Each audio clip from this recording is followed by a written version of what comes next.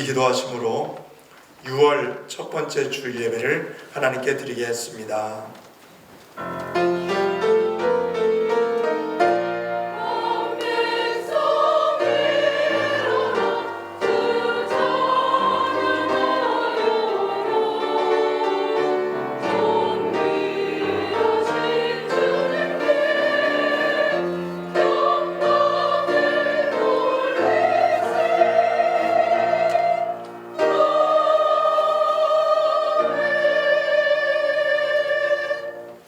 이는 물과 피로 임하신 이시니 곧 예수 그리스도시라.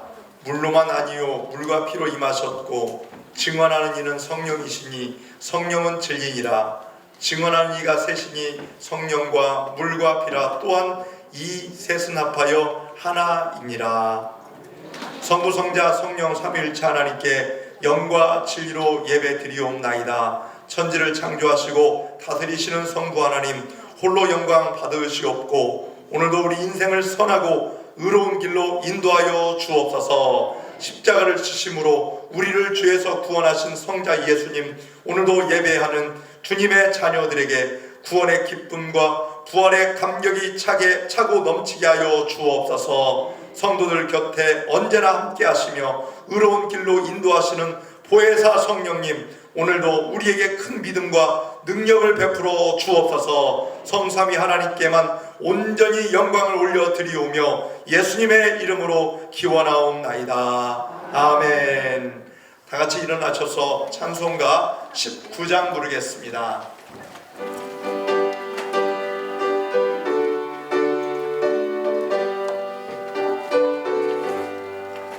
찬송하는 소리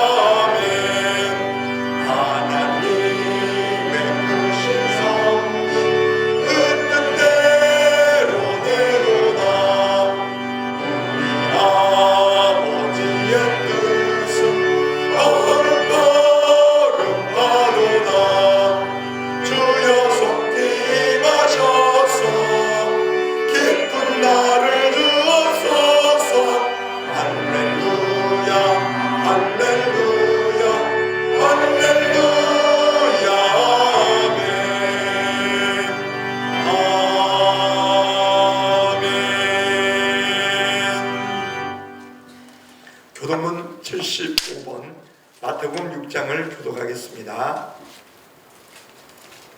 교도문 75번입니다. 그러므로 내가 너희에게 이르노니 목숨을 위하여 무엇을 먹을까 무엇을 마실까 몸을 위하여 무엇을 입을까 염려하지 말라.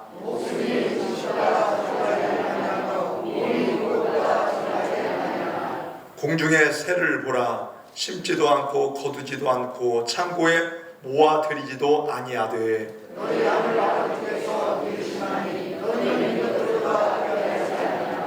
너희 중에 누가 염려함으로 그 키를 한 자라도 더할 수 있겠느냐.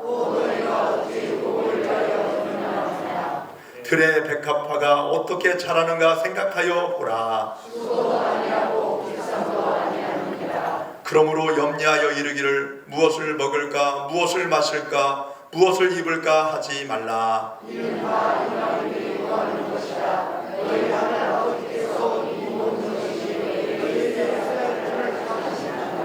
그런즉 너희는 먼저 그의 나라와 그의 의를 구하라.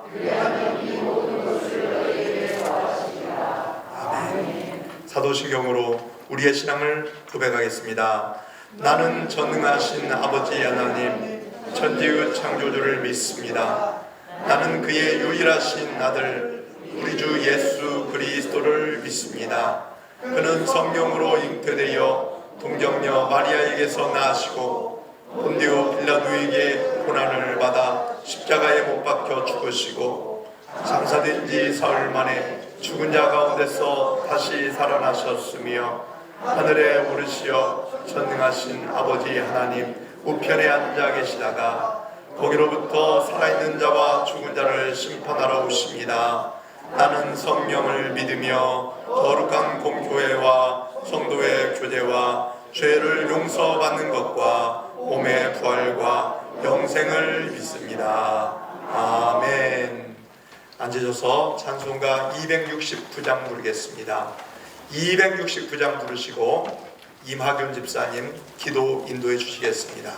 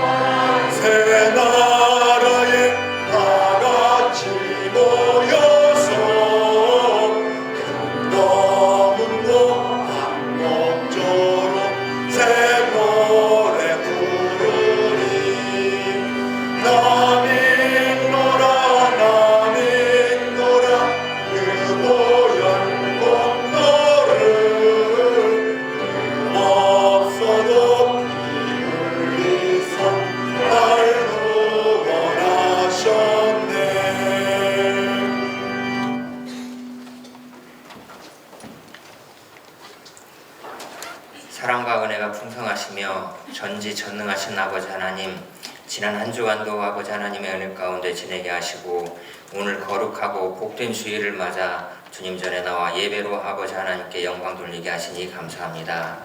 이 시간 온 몸과 정성을 다하여 예배하게 하시고 예배를 통하여 아버지 하나님께는 영광이요 저희에게는 은혜의 시간이 되게 하여 주시옵소서. 지난 한 주간 세상 살면서 주님의 영광을 가리웠던 우리의 허물과 죄를 용서하여 주시옵소서. 아직도 많은 사람들이 코로나19로 인하여 경제적으로 어려움을 겪고 있으며 사망과 공포가 온 세상을 뒤덮은 가운데 주의를 지키지 못하고 있으며 아버지 하나님께 예배하는 데 방해와 걸림돌이 되고 있사오니 전능하신 아버지 하나님께서 권능을 베풀어 주셔서 의료진과 과학자들이 하루속히 코로나19 치료제와 백신이 속히 개발되게 하여 주시옵소서. 코로나19의 감염병이 사라지며 아버지 하나님을 경유하고 예배가 회복되게 하여 주시옵소서. 이 민족과 이 나라를 사랑하시는 아버지 하나님, 6월 애국의 달을 맞아 특별히 주님의 자녀들이 나라를 위해 기도하게 하시고 많은 사람들이 나라를 위해 자신을 희생했던 그들의 수고와 헌신을 기억하게 하시며 이 나라에 다시는 전쟁으로 고통당하는 일이 없도록 우리나라를 지켜주시옵소서.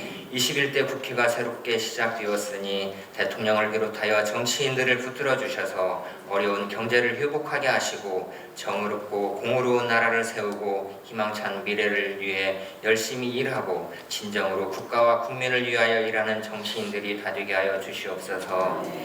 여호와 라파이신 아버지 하나님, 부상과 질병으로 병상과 침상에서 치료 중인 환우들을 긍휼히 여겨 주시옵소서. 환우들을 친히 찾아가 주셔서 치료의 광산을 바라여 건강이 속히 회복되는 은혜도 베풀어 주시옵소서. 이 시간 하나님 아버지의 말씀을 대언하실 주의 사사 목사님을 기억하시고 성령의 능력으로 붙들어 주셔서 힘이 있고 권세 있는 말씀을 증거하게 하시고 그 말씀의 능력으로 세상에서 늘 승리하게 하시고 빛과 소금의 역할을 감당하게 하여 주시옵소서. 찬양으로 주님께 영광 돌리는 찬양대를 기억하시고 입술만의 찬양이 아닌 영혼의 찬양이 될 수 있도록 성령께서 인도하여 주시고 사랑을 실천하는 봉사의 손길과 예배를 위하여 섬기는 모든 성도에게 복에 복을 더하여 주시길 간절히 원하오며 예수님의 이름으로 기도하옵나이다. 아멘.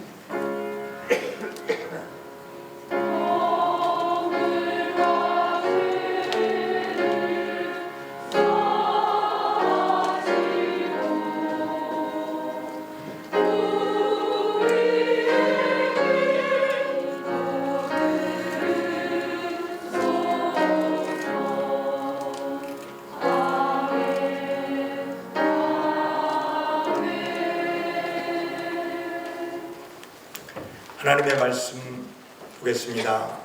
신약성경 고린도전서 2장 1절부터 5절까지 말씀입니다.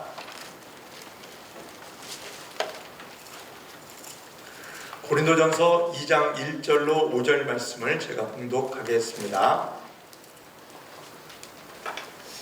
형제들아, 내가 너희에게 나아가 하나님의 증거를 전할 때 말과 지혜의 아름다운 것으로 아니하였나니 내가 너희 중에서 예수 그리스도와 그가 십자가에 못 박히신 것 외에는 아무것도 알지 아니하기로 작정하였음이라.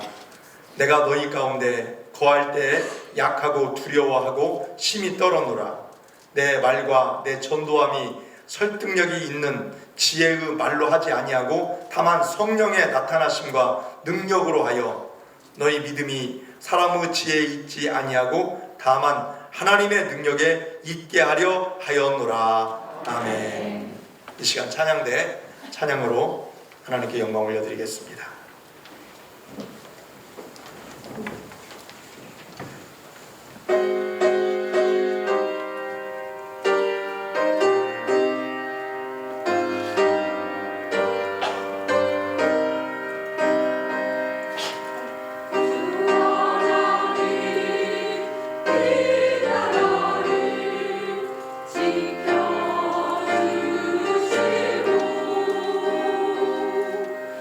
지켜주시고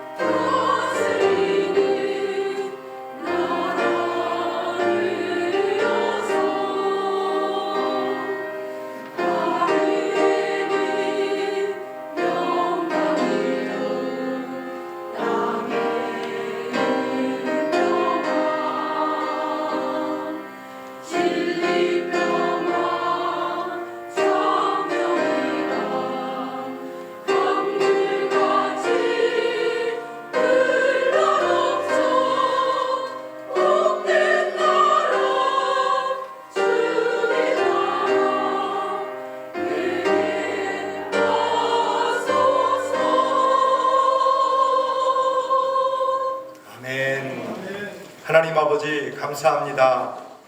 오늘 6월 첫 번째 주일을 맞이해서 하나님의 거룩한 백성들 또 하나님의 전으로 모여 함께 하나님을 찬양하며 예배 드리게 하심을 감사합니다. 오늘도 말씀을 통해서 하늘의 신령한 은혜와 능력을 베풀어 주셔서 치유의 은혜가 넘치게 도와주시고 하나님의 사랑과 은혜와 능력이 우리에게 임하였음을 보고 감사하며 하나님께 영광 돌리는 은혜로운 시간이 되게 하여 주시옵소서. 부족한 종의 입술을 붙잡아 주셔서 하나님의 말씀을 증거할 때 세상의 지혜가 아닌 성령의 능력으로 감당케 하여 주시고 함께 은혜 받고 주님께서 주신 이 복된 세상에서 기뻐하며 감사하며 영광 돌리는 삶이 될 수 있도록 인도하여 주옵소서. 이 시간도 하나님께서 우리에게 말씀의 능력을 베풀어 줄 줄 믿사옵고 예수님 이름으로 기도하옵나이다. 아멘. 오늘도 우리 하나님께 예배드리러 나온 우리 모든 성도들에게 우리 주님의 귀하신 사랑과 은혜와 평강의 역사가 임하시기를 간절히 바랍니다. 서로에게 한번 축복하겠습니다. 십자가 은혜 가득한 삶이 되십시오. 시작. 십자가 은혜 가득한 삶이 되십시오. 말씀으로 은혜 받으세요. 말씀으로 은혜 받으세요. 교회는 십자가 위에 세워져 있습니다. 우리 예수님께서 베드로에게 말씀하시기를 네가 신앙 고백하지 않았느냐? 네가 그리스도시요 하나님의 아들이라는 그 예수 그리스도의 신앙 고백 안에서 바로 교회가 세워질 것이라고 말씀해 주셨어요. 그래서 이 교회 안에 있는 많은 사람들을 보면은 또 하나님을 믿는 사람들을 보면은 연약한 자도 있고 강한 자도 있고 지혜 있는 자도 있고 그렇지 못한 사람도 있습니다. 하나님은요 시대별로 많은 사람을 사용하셨는데 우리 사람들의 판단 기준에 보면 외모가 반듯하고 똑똑하고 또 많이 가진 사람을 사용했을 것이다 라고 생각하지만 꼭 그런 것만은 아닙니다. 기드온이 300명의 군사만 데리고 미디안 대군을 물리쳤어요. 10만 명이 넘는 대군을 300명이 물리쳤다는 것입니다. 그런데 원래는 기드온이 처음 모았을 때 군대의 수가 3만 2천 명이었어요. 근데 줄여서 300명의 정병만 뽑아서 그 미디안 군사를 물리칠 수 있도록 인도해 주신 것입니다. 일부러 군사를 더 작게 만드신 거예요. 하나님의 능력의 역사를 경험할 수 있도록 그렇게 하신 것입니다. 또 예수님은 제자 베드로 보십시오. 연약한 자입니다. 배우지도 못했고 예수님이 부활하셨을 때 비로소 이 성령의 충만한 능력을 받게 되었고 그래서 담대하고 얼마나 유식하게 말씀을 전했는지 사람들이 그를 보고 학문이 없는 범인으로 알았다가 놀라는 모습을 보게 됩니다. 이처럼 하나님은 군사력도 약하고 지식도 약한 사람을 쓰십니다. 하지만 어떤 때는요 강한 군사력을 통해서 하나님께서 일하시는 경우도 있습니다. 다윗을 보십시오. 역대상 12장 22절 말씀해 보니까 그때 사람이 날마다 다윗에게로 돌아와서 돕고자 하며 큰 군대를 이루어 하나님의 군대 같았더라. 이렇게 하나님은 다윗의 강한 군사력을 통해서 일하셨습니다. 뿐만 아니라 배운 사람도 사용하셨어요. 사도 바울은 가말리엘 문화생입니다. 많이 배운 사람입니다. 철학에 능하고 그리고 또 모든 학문에 아주 통달했던 사람입니다. 바울을 보고 베스도 총독이 이렇게 얘기합니다. 바울아, 네가 미쳤도다. 내 학문이 네가 배운 많은 학문이 너를 미치게 한다. 그 정도로 공부하고 지식이 많은 사람이었어요. 이처럼 하나님은 큰 군대도 사용하실 때도 있고 또 지식이 많은 학문이 있는 사람을 사용할 때도 있습니다. 이 모든 말씀들을 종합해보면 하나님은 사람의 학력, 지식의 외모를 보지 않습니다.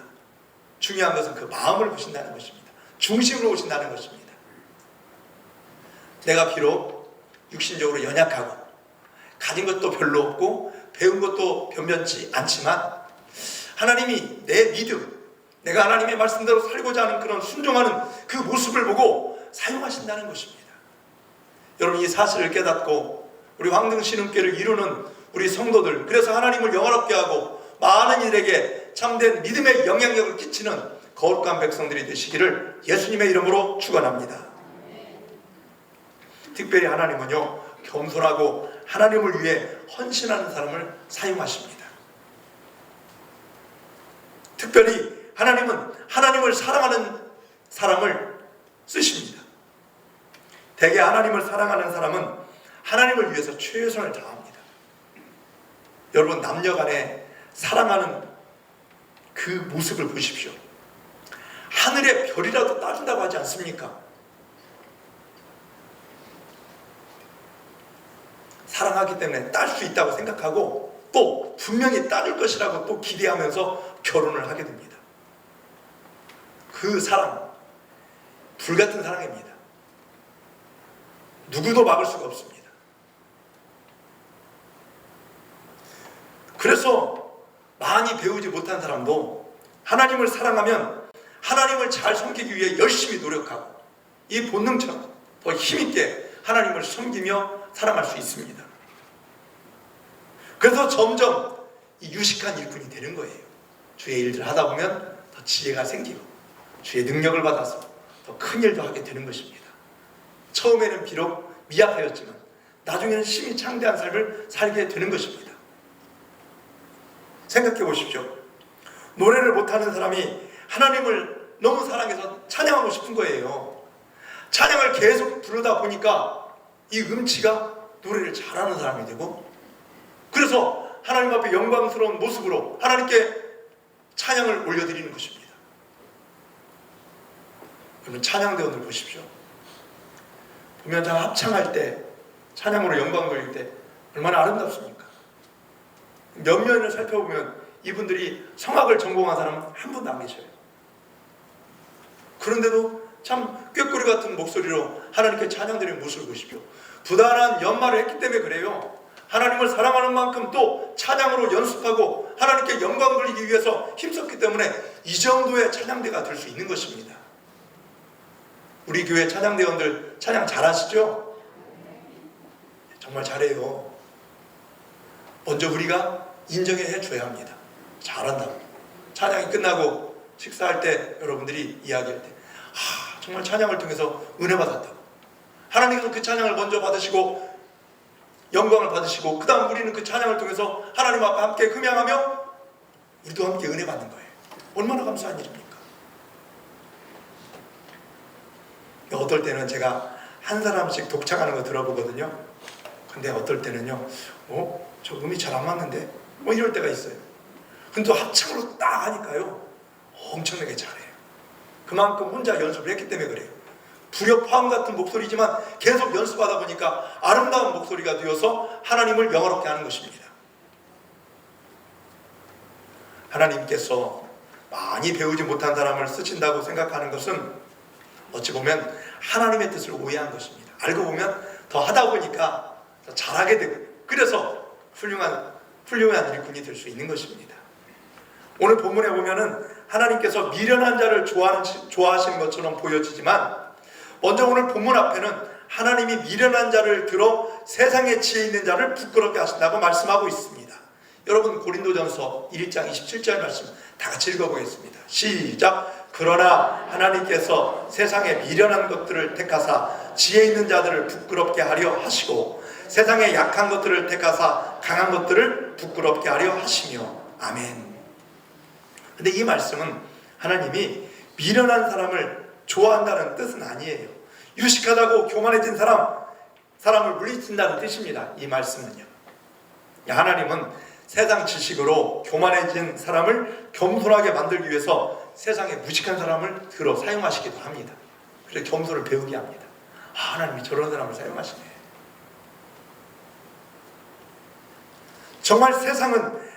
사람들은 세상 지식이 있다고 하나님 앞에서 교만해진 사람이 너무 많아요.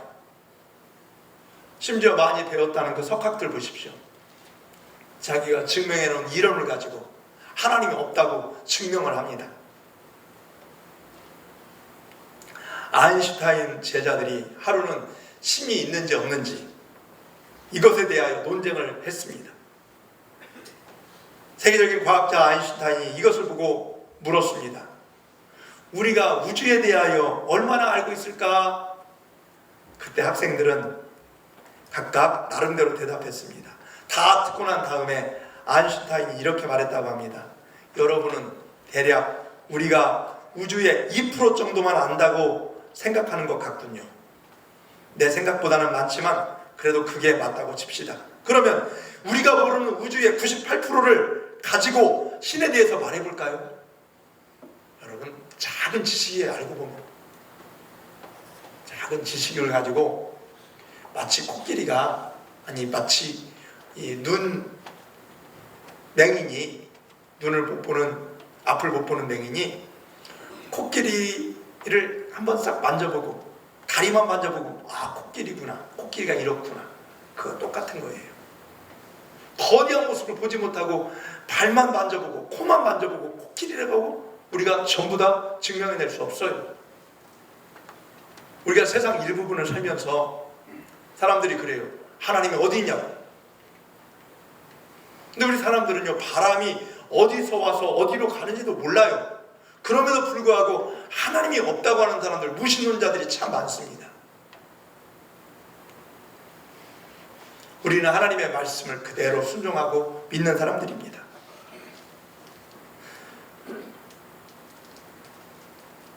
하나님에 대해서 다 아는 것처럼 말한다면 이것처럼 무식하고 교만한 일이 어디 있겠습니까? 하나님은 이런 교만한 사람을 싫어하십니다.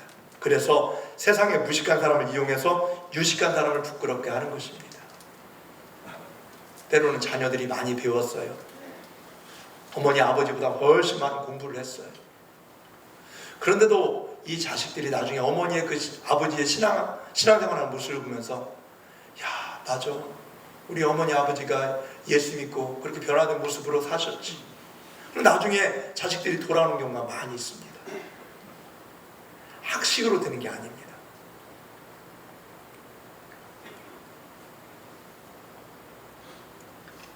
고린도전서 1장 28절 29절 말씀에 보면 하나님께서 세상에 천한 것들과 멸시받는 것들과 없는 것들을 택하사 있는 것들을 폐하려 하시나니 이는 아무 육체도 하나님 앞에서 자랑하지 못하게 하려 하심이라.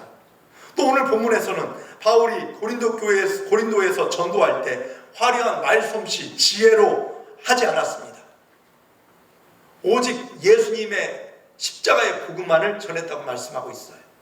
바울이 똑똑하고 많은 공부를 했기 때문에 세상의 철학을 동원하고 심리학을 이야기하고 그러면서 세상 사람들에게 좋은 말로 감복시켜서 복음을 전했다고 한다면 어떻게 되었을까요? 물론 믿는 사람도 있었겠죠. 그런데 이것은요, 일시적인 것입니다. 사람들을 보고 믿는 사람들 보십시오. 그 전도하는 사람들, 그 전도함을 통해서 하나님의 은혜가 그 사람을 통해서 복음이 전파된 거예요. 하나님의 은혜로 말미암아. 그런데 그 복음을 전한 사람도 부족한 사람입니다. 완벽하지 않아요. 실수할 수 있어요. 그런데 그 전도한 사람만 계속 보고 따라다니고 하다 보니까 그 전도한 사람이 나중에 실족한 거예요. 교회 안 나와요. 그러니까 이 전도를 받은 사람도 이 사람이 나중에 보니까 나를 전도한 사람이 교회를 안 나오거든요. 나도 안 나갈까? 그 사람을 보고 신앙생활을 하기 때문에 그래요. 그러나 그 사람을 통해서 복음이 전파되고 비록 복음을 전파한 사람이 그 실족했을지라도 그 전도 받은 사람이 예수님의 말씀으로 거듭나고 예수님에 대한 믿음이 확실하고 또 하나님의 소망에 대한 그 믿음이 분명하면 어떤 상황이 펼쳐질지라도 교회를 떠나지 아니하고 하나님 말씀 의지하며 하나님의 자녀로 살게 될 것입니다. 그래서 바울은 지혜의 말을 사용하지 않았어요. 말솜씨로 복음을 전파하지 않았습니다. 또 자신의 지혜를 통해서 복음을 전하지 않았습니다. 여러분, 오늘 본문 말씀 1절 2절 말씀 다 같이 읽어볼까요? 시작. 형제들아, 내가 너희에게 나아가 하나님의 증거를 전할 때 말과 지혜의 아름다운 것으로 아니하였노니 내가 너희 중에서 예수 그리스도와 그가 십자가에 못 박히신 것 외에는 아무것도 알지 아니하기로 작정하였습니다. 아멘. 이 말씀도 어떻게 보면 미련한 방법이 괜찮다고 말하는 것 같습니다. 그래서 여러분이 전도할 때 십자가만 말하고 지혜로운 말을 사용하지 않아도 될까요? 예수 천당 불신 지옥만 외쳐도 물론 전도가 됩니다. 그런데 이것이 다는 아닙니다. 때로는 예수님께서 지혜로운 방법도 사용하셨어요. 그게 무슨 방법이냐? 비유입니다. 비유. 여러분, 탕자의 비유, 그걸 통해서 복음을 전하셨어요. 어떨 때는 이런 비유가 필요합니다. 고린도전서 2장 6절 말씀에 보면 그러나 우리가 온전한 자들 중에서 지혜를 말한다 라고 말씀하고 있어요. 바울도 이 고린도에서는 너무 똑똑한 사람이 많기 때문에 그 지혜를 세상 말솜씨로 복음을 전하지 않고 오직 십자가의 복음만을 전했어요. 그런데 또 다른 곳에 가면은요, 다른 곳에 가서는 지혜롭게 말씀을 증거했어요.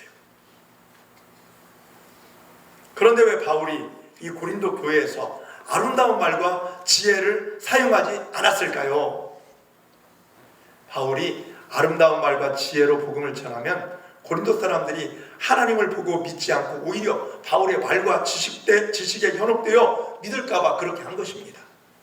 그러니까 복음보다는 바울의 그런 학식이 드러나게 되고 사람의 그 업적이 나타나게 되고 이것이 염려되어서 그는 세상적인 방법, 지혜를 사용하지 아니하고 십자가와 복음만을 전하기로 작정한 것입니다. 고린도에는 많은 파당들이 있었어요. 고린도 교회 보십시오. 고린도전서 1장 12절 말씀에 보니까 바울이 나오고 아볼로가 나오고 게바가 나오고 그리스도, 이 4개 분파가 나옵니다. 왜 이런 파당이 생겼을까? 이 지도자의 인간적인 모습에 많은 영향을 받았기 때문에 그렇습니다. 오늘날 교회 입장에서 얘기한다면 무슨 파 이게 있으면 안 되는데 어떤 한 사람이 영향력을 끼칩니다. 예를 들면 돈 많은 사람이 있어요. 그 사람 중심으로. 또 한 사람 많이 배웠어요. 그 사람 중심으로. 또 어떤 사람은 초대교회, 그러니까 교회가 개척할 때부터 계신 분이 있다고 봅시다. 그럼 또 그 중심으로. 또 한편은 이 팀, 이 편도 저 편도 아니고, 그러니까 우리는 그리스도파다 해가지고 또 이렇게 분파가 되어 있다고 생각해 보십시다. 교회가 잘 돌아가겠습니까?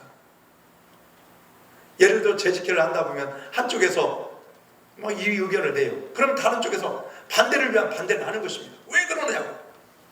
교회가 잘 돌아가겠습니까?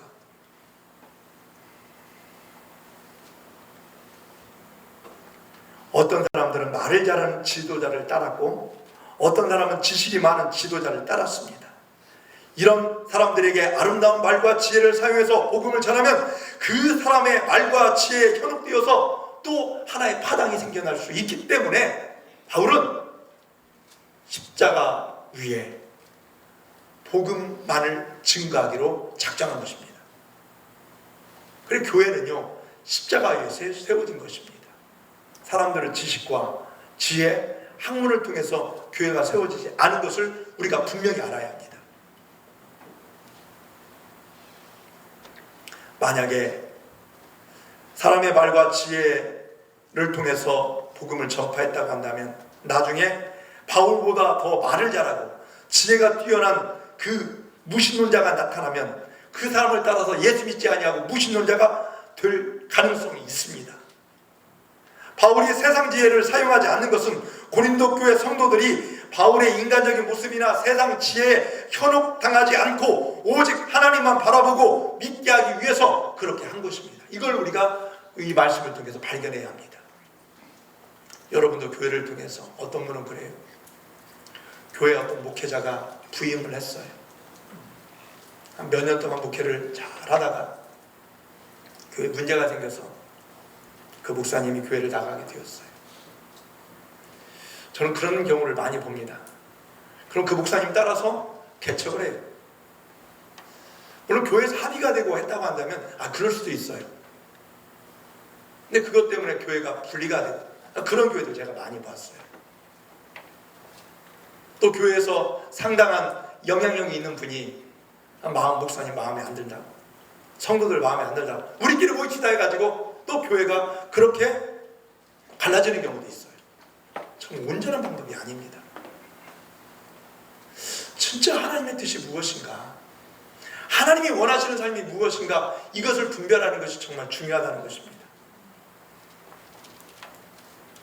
우리 신흥교회가 지금까지 오기까지 많은 어려움들도 있었어요. 물론 베푸르신 은혜와 하나님의 사랑과 능력이 더 많았지만 때로는 시험거리도 있었습니다. 그때마다 우리 성도들이 믿음을 하나가 되었어요. 남아있는 사람들이 하나가 되고, 그때 얼마나 많이 기도하셨습니까? 하나님의 말씀 붙잡고 이 십자가 위에 세워진 교회가 하나님 아버지 큰 어려움 당하고 있습니다. 우리 함께 모여서 기도할 때 하나님 역사해 주시고 이 복음으로 말미암아 교회가 회복되어지게 하여 주옵소서. 기도하면서 하나님의 은혜를 여러분들이 경험하지 않았습니까? 그래서 오늘 이르게 된 것입니다. 복음을 잘 전달하기 위해서 필요하다면 얼마든지 세상 지혜를 사용해도 됩니다. 그러나 사람들이 복음을 듣지 않고 세상 지혜만 듣게 해서는 안 됩니다. 하나님을 보지 못하고 그 사람만 보게 되어서는 안 되기 때문에 그렇습니다. 그런데 고린도 교회는 교회 지도자가 세상 지혜를 말하면 그 모습에 반하여 지도자만 바라볼 위험성이 상당히 많았습니다. 그래서 바울은 아예 아름다운 말솜씨, 지혜를 사용하지 않고 무식할 정도로 십자가만 증거한 것입니다. 더불어서 성령님의 능력으로 전했습니다. 십자가 복음과 성령님의 능력.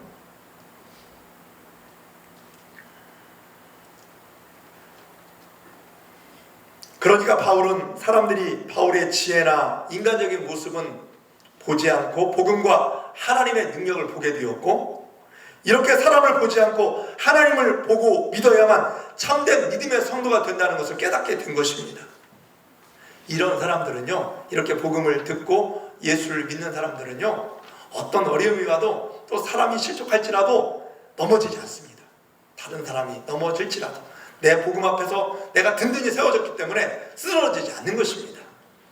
사랑하는 성도 여러분, 늘 이 복음의 말씀 따라 살아가실 수 있길 바라고, 특별히 십자가의 복음 앞에 여러분들이 더욱더 믿음이 성숙되어지고 하나님께 영광 돌리는 신실한 하나님의 거룩한 백성으로 살아가시기를 예수님의 이름으로 축원합니다. 아무리 말 잘하는 이단이 우리를 유혹해도 흔들리지 않는 거예요. 왜? 복음으로 확실해졌기 때문에 그렇습니다. 아무리 사이비 종교인들이 사랑을 베풀고 도와줘도 흔들리지 않습니다. 왜 그렇습니까? 사람이나 세상적인 여건을 보고 믿는 것이 아니기 때문입니다. 하나님을 보고 믿기 때문에 그렇습니다. 여러분, 어떤 상황에서도, 제가 예전에 다니엘 말씀을 통해서 어떤 상황 속에서 흔들리지 맙시다, 이 말씀을 주일낮에 증거한 적이 있습니다. 어떤 상황에서도 코로나가 와도, 그기보다 더 심한 환난이 와도 여러분 예배 생활 잘 하시길 바라고, 또 하나님의 말씀을 지키며 믿음 생활 잘 감당하시기를 예수님의 이름으로 축원합니다. 우리에게 하나님께서 이것을 보고 계시는 것입니다. 교회는 기본적으로 이런 모습을 갖춰야 합니다. 이런 자세로 복음을 전하고 십자가의 복음 정신을 가지고 교회가 이루어져야 하는 것입니다. 그런데 여기에 중요한 두 가지가 있습니다. 하나는 복음입니다. 우리 다시 한번 2절 말씀 보겠습니다. 시작. 내가 너희 중에서 예수 그리스도와 그가 십자가에 못 박히신 것 외에는 아무것도 알지 아니하기로 작정하였습니다. 아멘. 교회는요, 항상 복음이 중심이 되어야 합니다. 복음 중심. 한번 따라서 할까요? 교회는 복음의 중심입니다. 시작. 교회는 복음의 중심입니다. 다른 하나는 성령님의 능력입니다. 4절 말씀 다 같이 읽겠습니다. 시작. 내 말과 내 전도함이 설득력이 있는 지혜의 말로 하지 아니하고 다만 성령의 나타나심과 능력으로 하여 아멘. 교회는 성령님의 능력으로 하나님의 일을 해야 합니다. 인간의 힘으로 하면 지치는 것입니다. 성령의 능력으로 하면 기쁨이 넘치고 더 큰 일도 감당할 수 있는 것입니다. 복음은 예수님이 십자가에서 우리 죄를 지고 죽으셔서 그 은혜로 구원을 받는다는 것입니다. 성령님의 능력은 두 가지입니다. 하나는 사랑, 곧 성령님의 열매입니다. 성령의 열매가 사랑으로 나타나잖아요. 다른 하나는 성령의 능력은 기적입니다. 성령님의 은사입니다. 그래서 복음을 전파할 때는요, 이 사랑으로 전파해야 하고, 이 사랑은 마음속 깊은 곳에서 나오는 영혼에 대한 사랑이 있어야 복음을 전할 수가 있는 것입니다. 그 사람이 불쌍해서 그 사람을 구원하지 않고서는 견딜 수 없는 사랑의 마음을 가져야 합니다. 그리고 기적의 능력으로 전해야 합니다. 병이 낫고 사람이 변하는 기적 속에서 전파해야 하는 것입니다. 사랑하는 여러분, 우리는 막연하게 내 병이 고쳐졌으면 좋겠다, 모든 게 잘 됐으면 좋겠다, 막연하게 생각하지 마시고 믿음으로 기도하시고 믿음으로 성령의 열매를 가득가득 여러분들이 주렁주렁 열매 맺는 삶이 되시기를 예수님의 이름으로 축원합니다. 막연하게 기도하지 마시고 구체적으로 기도하고 하나님을 향해서 여러분 부르짖으시기를 예수님의 이름으로 축원합니다. 이런 복음과 성령의 능력에는 사람의 모습이 드러날 소지가 없어요. 겸손하게 복음을 전파. 기도해서 병이 나았어요. 비록 기도는 그 사람이 해줬지만 영광은 하나님이 받으신 거예요. 그 사람을 통해서 하나님이 역사했기 때문에 그래요. 그래, 겸손하게 하나님을 섬길 수가 있는 것입니다. 사람들은 교만할 때가 어떤 때 교만하냐면 병 고치는 기적이 그 사람을 통해서 나타났어요. 성령이 충만한 능력이 역사가 임하였어요. 그러면 자기가 하나님이냐 그 영광을 가로채는 경우가 많습니다. 그러지 말라는 것입니다. 모든 것은 하나님이 하셨습니다. 겸손하게 하나님이 자신을 사용해 주신 것에 대해서 감사하고 더 큰 은사를 사모하실 수 있는 여러분의 삶이 되시기를 간절히 바랍니다. 이렇게 하나님을 체험하고 믿는 사람은 세상에서 무슨 일이 일어나도 흔들리지 않습니다. 세상의 석학들이 하나님이 없다고 외쳐도 전혀 개의치 않습니다. 내가 하나님을 만났기 때문입니다. 교회가 부끄러운 짓을 해도 시험에 들지 않습니다. 어떨 때는 그래요. 교회 다니는 사람들이 때로는 부족해서, 성도들이 좀 연약해서 죄를 범할 때도 있고, 심지어 목회자가 죄를 범할 수도 있어요.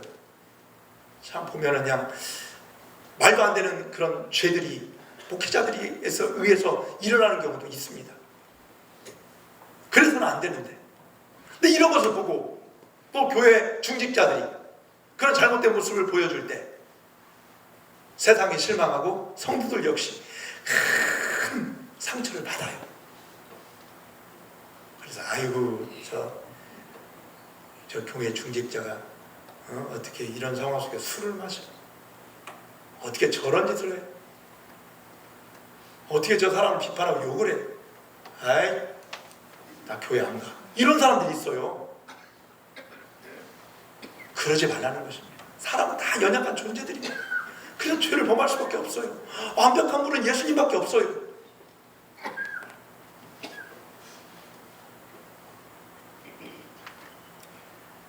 감옥에 간 사람, 그들은 죄가 드러내서 가는 것입니다. 어떨 때는 그래요. 제가 참 이 부족한 소경, 엄청나게 저도 나쁜 사람이에요. 제가 느끼기에. 저는 이런 생각, 예전에 이런 생각이 불쑥 들어서 그때 회개했습니다. 청년들이 이걸 자랑했다니까요. 얼마나 제가 못된 사람인지. 제가 예전에 싱가포르에 가서 한번 선교를 한 적이 있었어요. 그때 아주 오래된. 근데 제가 거기서 싱가포르에서 거리에서 침을 굉장히 많이 뱉었어요. 왜 뱉었느냐? 싱가포르는요, 침 한 번 뱉으면 벌금이 10만 원이래요. 그래서 막 그게 약 올라가지고 막 뱉었어요. 그러면서 나중에 한국 돌아와가지고 내가 그 얘기했어. 나야 싱가포르에서 100만 원 이상 벌었어. 경찰이 안 봤으니까 범법자가 안 된 거예요. 그런 거 보니까 하지 말라는 거 그렇게 했다니까요. 제가 나중에 회개했어요. 하나님, 제가 그런 못된 심정을 가지고 있었네요. 더 더 깨끗한 나라, 내가 깨끗하게 해주지는 못할 망정 제가 그렇게 하고 왔습니다. 용서해 주세요. 참 부족하고 연약한 것, 어떨 때는 사람들에게 좀 과시해 보려고, 연약한 사람인데 과시하려고 나를 드러내려고 하는 모습도 있었어요. 이런 것들은 참 하루하루 살아보니까 부질없다는 것을 많이 느끼고, 우리 십자가의 은혜를 바라볼 때마다 아무것도 아닌데 왜 거기서 왜 더 드러내려고 했고, 왜 거기서 죄악된 모습을 행했을까? 참 안타깝고 죽음 속에 들어가고 싶은 그런 심정이 있을 때가 많이 있어요. 사람은요 이렇게 연약합니다. 여러분은 어때요? 세상에서 이런 고난과 또 이런 유혹과 또 내가 믿는 사람, 내가 신뢰하는 사람이 저런 죄를 짓고 막 그러면 내가 실망이 돼서 야, 그 사람이 다니는 교회 나도 안 다녀버려야지, 이렇게 생각하면 안 된다는 거예요.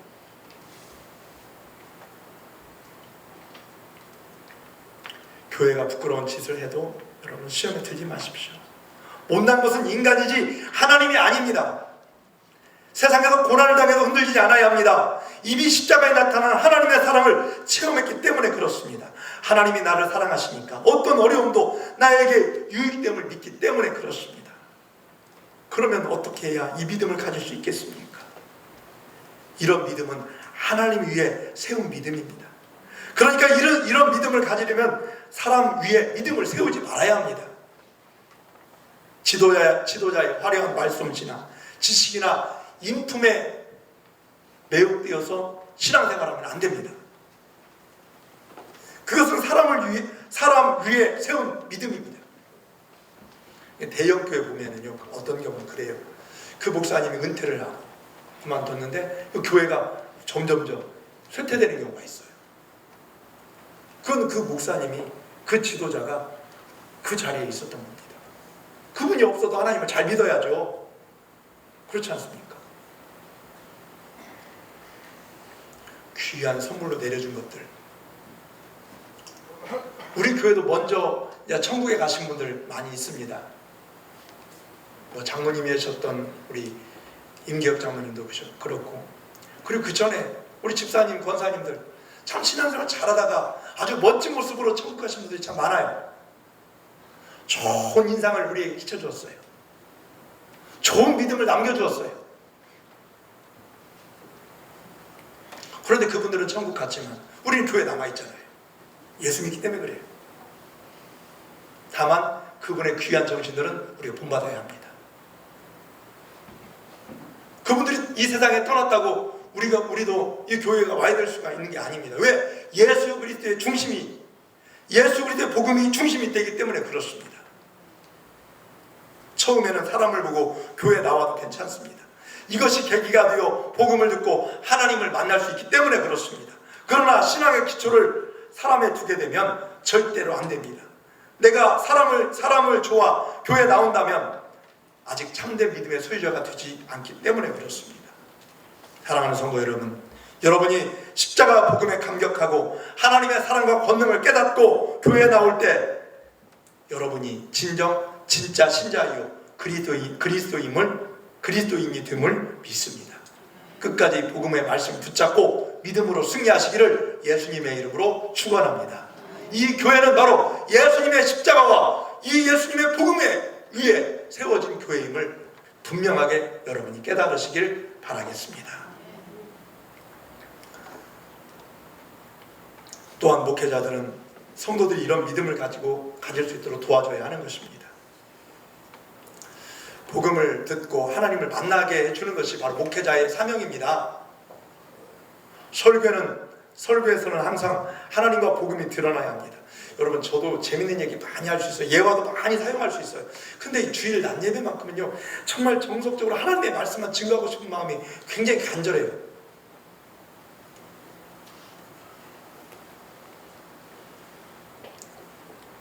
설교에서 제가 설교학을 배우면서 그리고 지금까지 설교하면서 제가 경험한 것인데, 세상 지혜를 복음 대신 내세우면 안 된다는 것을 제가 많이 깨닫습니다.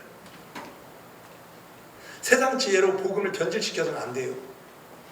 교회의 역사를 보면 복음이 그 시대의 그 시대의 세상 지혜로 변질되는 경우가 많이 있었습니다. 심지어 교회가 문을 닫았어요. 때로는 이 민중신학, 해방신학이요, 민주주의라는 이런 세상 지혜로 변질되는 모습으로 우리 교회를 혼탁하게 만드는 경우도 있었어요. 또 종교다원주의, 포스트 모던주의, 세상 지혜로 변질된 모습입니다. 교회는 절대 복음을 세상 지혜로 변질시키지 말고 진정한 복음을 전해야 하는 것입니다. 분명히 죄는 죄라고 지적해 줄 알아야 합니다. 하나님께서 한 남자, 한 여자를 통해서 가정을 이루기라고 하셨어요. 그러니까 이 동성간에 함께 이 결혼한다는 것은 말도 안 되는 소리입니다. 죄입니다. 근데 앞으로는 만약에 차별금지법 이게 통과가 되고, 또 이제 앞으로 이제 이런 이야기를 우리 목사님이 동성애에 대해서 죄라고 했습니다. 만약에 여러분들이 고발을 하잖아요. 그럼 그것이 세상 법에 의해서 죄로 단죄될 수가 있어요. 참 이 안타까운 세계를 우리가 살고 있어요, 지금. 하나님의 말씀을 증거함에도 불구하고 그것이 아니라. 정말 한 가지 제 안타까운 소식이 뭐냐면, 어떤 집사님들이 그래요. 목사님, 황동 신흥교회가 이번에 코로나 때문에 예배를 다 드린다고 세상 사람들이 되게 뭐라고 한대요. 제가 그 소리를 몇 번 들어요. 좀 이때 좀 어떻게 하는 것이 정말 하나님의 뜻인가 많이 생각이 들어요. 만약에 우리가 나라법을 어기고 우리 마음대로 했다고 한다면 물론 세상에 지탄을 받을 수도 있겠죠. 참 여러분 얼마나 깝깝해요. 온도 체크하고 이름 적고 또 마스크하고 또 손 씻고, 참 이렇게 하는 것은 몰라요. 세상 사람들이 그냥 예배드리는 그 자체를 보고 뭐라고 하는 거예요. 마귀가요, 우리 예수 믿는 사람 가장 싫어하는 것이 예배드리는 모습이에요. 우리가 영적으로 분명히 알아야 합니다. 때를 잘 만났죠. 코로나가 와가지고 예배드리는 사람들 얼마나 요즘 핍박당한지 모릅니다. 요즘 뉴스에 보면 개척교회에서 모여가지고 코로나 확진자들이 나타났다고 막 그러잖아요. 근데 그게 더 대서특필됩니다. 탁구장에서, 클럽에서 밥 먹으면서 생긴 것은 별로 얘기 안 해요. 더 많은데도요. 교회에서 좀 뭐가 잘못되면 대서특필합니다. 거기에 여러분 놀아나지 마십시오. 분명히 우리는 중심을 잡아야 합니다. 어떨 때는 눈물 난다니까요. 하나님, 이 시대를 우리가 살고 있습니다. 왜 이런 시대에 이렇게 빨리 왔는지 모르겠습니다. 앞으로 더 할 거예요. 지금도 보십시오. 우리 간청하고 이제 예배 회복합시다 해도 지금은 아니에요. 그러면서 우리 최미희 목사님이 지난 주간에 저기 그 총회에서 하는 아동부 여름 성경학교 강습회에 갔다 오셨어요. 이번에 기도 공부에 최미희 목사님 인터뷰 기사가 나왔어요. 그거 보고 깜짝 놀랐네요. 할머니 할아버지들은 그 손자들에게 교회 가자고 하는데 젊은 엄마 아빠가 야 지금은 아니다, 지금 가면 안 돼. 지금 학교도 다 개학했거든요. 그것 때문에 참 교육하는 입장에서 많이 힘들다고 하는 그런 기사를 보면서, 저한테 하는 얘기였지만 또 기사를 보면서 많은 사람들이 공감을 해주더라고요. 이럴 때 우리가 본질이 무엇인가를 찾아야 합니다. 본질이 무엇인가. 본질 따라가야죠. 세상 따라가다가 큰일 납니다. 우리는 오직 하나님을 보여주는 데 집중해야 하고 오직 복음과 하나님만 드러내야 하는 일에 힘을 써야 합니다. 그래서 모든 성도들이 하나님을 만나고 하나님을 믿게 하는 것, 이것이 우리의 사명입니다. 그런데 복음은 누구나 알기 때문에 복음만 전하면 사람이 드러나지 않습니다. 교회도 드러나지 않습니다. 그래서 잘난 척하고 싶어 하는 사람은 복음만 전하지 않고 세상 지혜를 말합니다. 복음을 잘 전하기 위해서가 아니라 자기를 드러나기 위해서 그런 지식을 말하는 경우도 있습니다. 또 교회의 외적 사업만을 자랑하는 교회도 있습니다. 이런 사람은 성도들이 사람을 보고 교회에 나오게 하려는 것입니다. 성도들이 복음을 믿지 않고 세상 지혜를 믿게 만들려는 것입니다. 바울은 성도들이 사람을 믿거나 세상 지혜를 따르지 않게 하려고 세상 지혜나 아름다운 말솜씨로 사용하지 않고 오직 복음과 성령님의 역사만을 의지하며 복음을 전파하게 된 것입니다. 사랑하는 성도 여러분, 우리 교회는 사람을 드러내기보다 오직 복음과 성령님의 역사를 통해 하나님을 만나고 진정으로 하나님의 은혜와 능력에 충만하고 하나님의 뜻을 이루어드리는데 참된 구원의 복이 넘쳐나는 그런 교회가 되기를 예수님의 이름으로 축원합니다. 여러분도 함께 하나님의 사랑으로 섬기고 하나님의 말씀으로 헌신하고 또 주신 그 귀한 감동으로 하나님의 거룩한 일에 동참하게 되면 더 큰 일도, 이전보다 더 큰 일도 하게 될 줄 믿습니다. 사랑하는 성도 여러분, 믿음이 없이는 하나님을 기쁘시게 할 수 없습니다. 구원받을 수도 없습니다. 그런데 참된 믿음은 사람의 지혜나 교회의 모습에 반해서 믿는 것이 아닙니다. 진짜 하나님을 만나보고 하나님을 믿는 것입니다. 교회의 세상적인 모습이나 인간적인 모습을 보지 말고 오직 복음과 성령님의 능력 속에서 하나님을 깨닫고 하나님을 경험하고 하나님을 믿으시기를 예수님의 이름으로 축원합니다. 그러면 여러분은 하나님을 기쁘시게 해드리고 하나님이 주시는 참된 구원과 평강을 누리게 될 줄 믿습니다. 오늘도 이 말씀 의지하면서 한 주간 믿음으로 승리하시고 또 이 교회가 십자가와 복음으로 든든히 세워질 수 있도록 날마다 기도하고 하나님의 말씀으로 은혜 받고 성령 충만함으로 주님이 원하시는 거룩한 사명 믿음으로 잘 행하시기를 예수님의 이름으로 축원합니다. 하나님 아버지 감사드리옵나이다. 진짜 하나님을 만나보고 하나님을 믿는 것이 중요한 것임을 말씀을 통해서 깨닫게 해주심을 감사드립니다. 오직 복음과 성령님의 능력 속에서 하나님을 보고 하나님을 만나게 하여 주옵소서. 하나님 아버지, 교회는 십자가의 복음으로 세워진 곳임을 믿게 하여 주심을 감사드립니다. 예수님께서 베드로의 신앙 고백 위에 교회를 세우시겠다고 말씀하셨습니다. 아버지, 우리 황대훈 신흥교회가 십자가 복음 위에 든든히 세워지게 하여 주시옵고 세상의 자랑과 지혜가 아닌 하나님의 말씀으로 든든히 세워지고 부흥케 하여 주시옵소서. 앞으로 여러 가지 아버지 우리에게 원하시는 일들도 믿음으로 하나 되어 감당할 수 있도록 도와주시옵고 예수 그리스도의 이름으로 기도하옵나이다. 아멘. 찬송가 540장 부르시면서 준비하신 예물 드리겠습니다.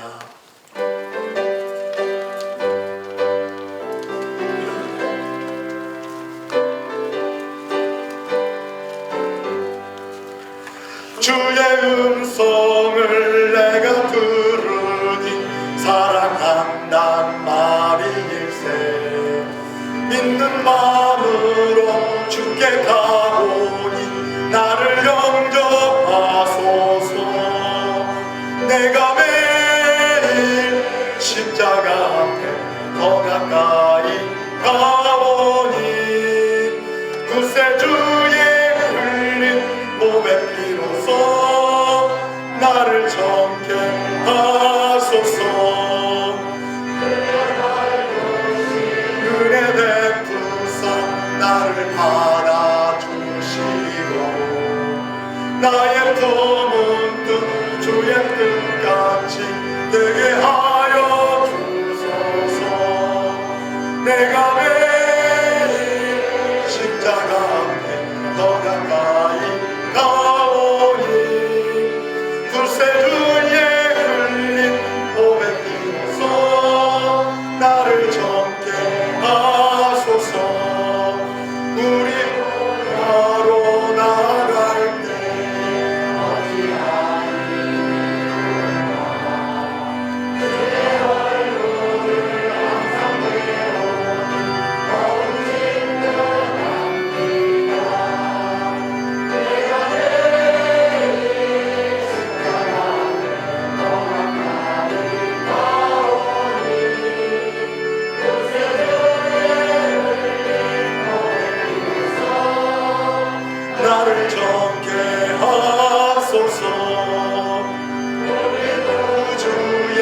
넓은 사랑을 측량할 자 없으며 주가 주시는 참된 기쁨도 헤아릴 수 없도다.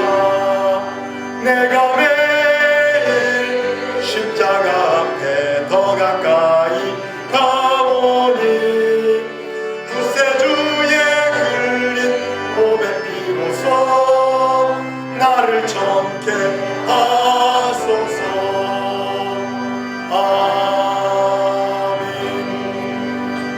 아멘. 하나님 아버지 감사합니다. 우리에게 하나님께 예배드리는 거룩한 주일을 베풀어 주시고 또 하나님 전에 나와 하나님께 하나님 주신 말씀으로 함께 은혜 받게 해주심을 감사드립니다. 2020년도 5월 5달이 지나고 이제 6월의 첫 주일을 맞이했습니다. 지금까지 인도하신 하나님, 고통 속에서 신음하는 기도를 응답하여 주시고 은혜 내려주심에 감사드리옵나이다. 오늘 하나님께 예배드리러 오면서 차원하는 마음으로 하나님께 예물을 드리옵나이다. 먼저 11조 예물을 받아주시고 우리의 창고가 가득 채워져 더 좋은 일 하는 데 쓰임받게 하여 주시옵고 이 물질 때문에 고통받지 않도록 하나님께서 날마다 만나와 매출하기의 은혜를 내려 주시옵소서. 감사 예물 드립니다. 구원하신 하나님의 은혜 감사드립니다. 지금까지 지내온 것 늘 하나님께 감사하며 살 수 있도록 은혜를 부어 주시옵소서. 주일헌금과 추정헌금 성미도 드리오니 이 예물을 통하여 하나님이 원하시는 구제와 봉사하는 일에 쓰여지게 하여 주시옵고 또 복음 전파를 위하여 드려지는 선교 헌금과 다음 세대를 위하여 양육하기 위하여 드려지는 장학 헌금도 하나님께서 받아주셔서 귀한 곳에 열매 맺게 하여 주옵소서. 또한 건축에 대한 특별한 목적을 가지고 드리는 헌금도 하나님께서 받아주셔서 아버지 하나님, 우리가 원하시는 또 우리에게 감동으로 주신 귀한 사역들을 잘 이룰 수 있도록 우리를 기쁘게 사용하여 주시옵소서. 공부하는 자녀들에게 지혜 주시고 앞길도 인도하여 주시옵소서. 문제를 가지고 온 성도들에게 은혜 베풀어 주시고 하나님을 찬양하며 기도하는 가운데 모든 문제가 해결되게 하여 주시옵소서. 나라 사랑의 달 6월에 이 나라 민족을 위하여 기도하옵나이다. 예수님의 사랑이 넘치는 백성들 되게 하여 주시고 가난한 자들, 연약한 자들에게 사랑을 베풀 수 있는 백성들 되게 하여 주시고 이 하나님 아버지의 사랑과 은혜와 능력이 충만케 하여 주시옵소서. 또한 아버지 하나님, 이 나라를 위하여 헌신했던 민족의 지도자들과 이름과 빛도 없이 이 나라를 지키기 위하여 피 흘렸던 선조들의 희생을 기억하며 우리들도 이 나라를 위하여 기도하며 하나님의 능력으로 이 대한민국이 더 잘 살고 예수의 복음으로 뜨겁게 변화되는 이 민족, 또한 아버지 많은 나라 민족의 복음을 증거하는 민족으로 삼아 주시옵소서. 하나님, 우리 신흥교회가 하나님께 기쁨이 되고 세상 속에 들어가 소금과 빛의 생명을 잘 감당케 하여 주옵시고 이 시간도 육신의 질고와 싸우는 성도들에게 새 힘을 더하여 주셔서 믿음으로 승리케 하여 주시고 영육간의 강건한 삶을 살 수 있도록 인도하여 주옵소서. 또 오늘 이 낮예배 후에 정기재직회가 열립니다. 하나님이 주신 은혜로 모든 일들이 잘 교육되어 줄 수 있도록 도와주시옵고 모든 성도들이 하나가 되어 큰 일들이 이루어질 수 있도록 아버지 하나님 인도하여 주시고 아버지 이런 일들을 놓고 불미스러운 일이 나타나지 않도록 성령님께서 역사하여 주시고 우리의 지혜를 모으게 하여 주옵소서. 지금이면 바로 시행케 하여 주시고 지금이 아니면 더 기도로 준비하게 하여 주옵소서. 코로나 바이러스가 어서없게 멈춰지기를 원하옵나이다. 나라의 큰 재앙이 어서없게 사라지게 하여 주시고 우리의 죄와 잘못이 있거든 아버지 예수 그리스도의 거룩한 보혈의 은혜로 깨끗하게 씻어주시고 이 모든 전염병의 질고가 깨끗하게 사라지게 하여 주옵소서. 모든 열방, 모든 백성들이 하나님을 경외하며 승리하게 하여 주시옵고 이 예물을 받아주시는 예수님 이름으로 기도하옵나이다. 아멘.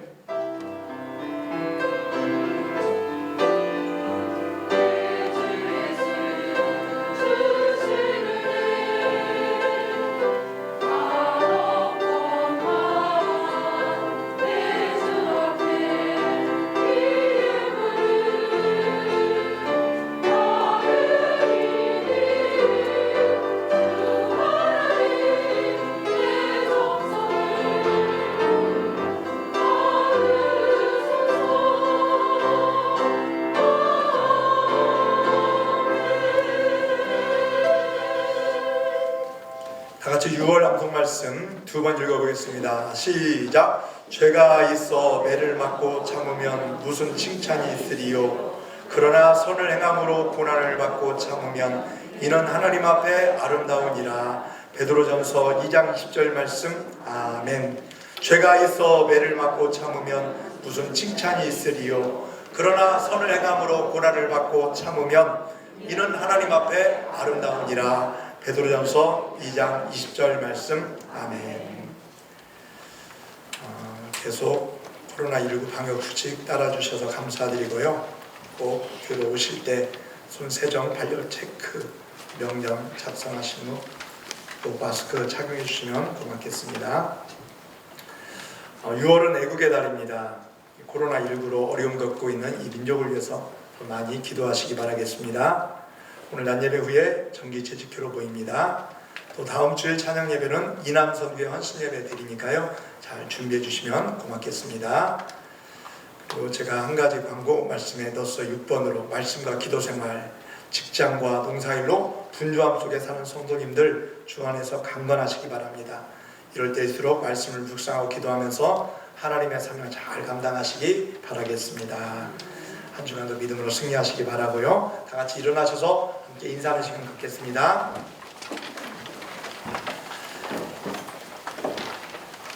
하나님은 당신을 사랑하십니다. 시작. 하나님은 당신을 사랑하십니다. 믿음으로 승리하십시오. 믿음으로 승리하십시오. 찬송가 2장 부르시고 축도하심으로 예배를 마치고 바로 재직해 있겠습니다.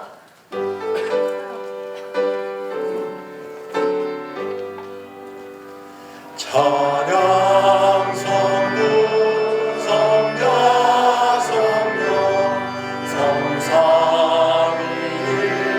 성삼위일체계 영원무릎 하기까지 영광을 돌리세 영광을 돌리세 아멘. 지금은 우리 주 예수 그리스도의 은혜와 하나님 아버지의 그 크신 사랑과 성령님의 충만하심이 오늘 이 자리에서 하나님을 찬양하며 예배드리는 모든 권속들 머리 위에와 또한 아버지들의 가정과 생업 위에 이제로부터 영원히 함께 하시기를 간절히 축원하옵나이다. 아멘.